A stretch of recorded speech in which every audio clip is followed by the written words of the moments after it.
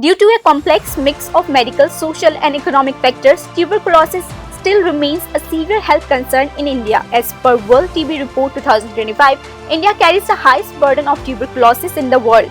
Various factors like weak immunity, malnutrition, diabetes and more increases risk of TB infection. At the same time, overcrowded living conditions and high population density make it easier for the infection to spread. Even now, a large proportion of patients present late in the course of the disease. Many patients arrive with complications including extensive lung damage, weight loss or persistent cough that was left untreated for weeks or months.